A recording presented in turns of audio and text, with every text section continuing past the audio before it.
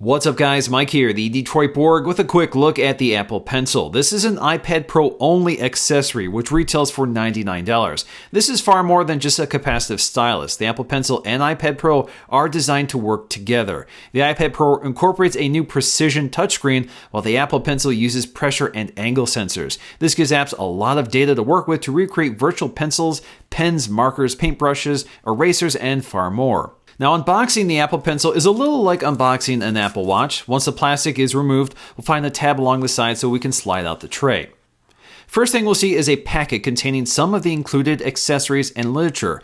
First up, we have a lightning adapter, which allows us to recharge the Apple Pencil with a standard lightning cable, but more on this later. We also have a replacement pencil nib, so if the one installed wears out with heavy use, you have a replacement. Also included is a quick start guide outlining the basics of using and charging the Apple Pencil. We also get some regulatory and warranty papers with it. And lastly, we have our plastic wrapped Apple Pencil cradled in the box with a tab to free it. Pulling on this tab, we can remove the plastic and take a close look at the pencil. Like many Apple products, the pencil is made out of glossy, hard white plastic.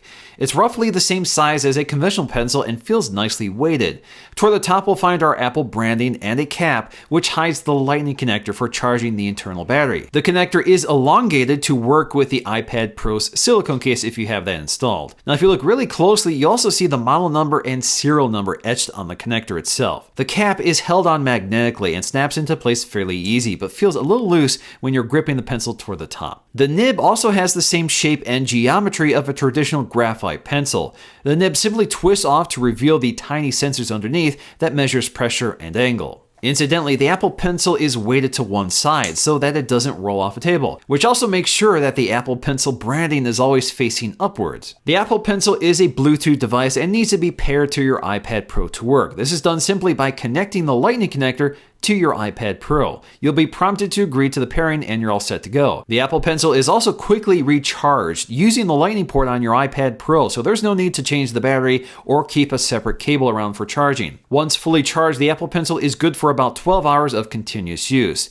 Now, once completely depleted, a 15-second quick charge through the iPad will get you 30 minutes of use. Alternatively, you can use the included adapter to use a conventional Lightning cable or even an iPhone dock. You can also monitor the battery life through the battery widget in the notification panel of the iPad by swiping down. The Apple Pencil can be used to interact with most aspects of the interface, but certain gestures like swiping from the edges to bring up the notification panel, control center, or windowing doesn't work with the pencil. The pencil is mostly here for tasks that require more precise control and input, such as sketching or painting. An app already designed to work with the Apple Pencil is the included Notes app. You can handwrite notes or draw on the screen with a limited selection of digital tools. The iPad Pro and Apple Pencil combo includes excellent palm rejection, so you can rest your palm directly on the display without interference. Now, when it comes to handwriting on the glass panel, it is a little strange here, but the Apple Pencil actually does this pretty well, thanks to the friction provided by the nib, which recreates some of the friction of writing or drawing on paper. What you won't find, unfortunately, on the iPad Pro is a handwriting keyboard, so handwriting on the iPad Pro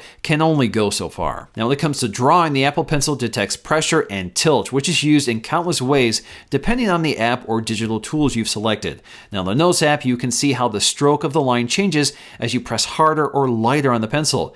Changing the angle allows you to widen the stroke for shading, and the combination of these gestures work together to digitally recreate the real world nearly seamlessly. You can also use your finger to interact with the display at the same time, and the display treats each input differently so it knows the difference. Now, there are more powerful apps that give you far more tools to work with and recreate any number of utensils and materials, from oil paints to countless brushes and other tools. One of the best apps for pros right now on the iPad Pro is Procreate, which is only $6 in the App Store, and that app can take full advantage of the hardware and really exercise its capabilities. Unfortunately, I have none of the artistic abilities to fully demonstrate the capabilities of this hardware combination, which brings me to my next point. The Apple Pencil is only a value add if you're an artist or visual creator, like a photo editor. There's probably no better hardware combo for artists and creators right now than the iPad Pro with the Apple Pencil. For some, the Apple Pencil may seem oversized, but for me, it fits my hand comfortably, and its size means it can be used to replicate other utensils like a paintbrush.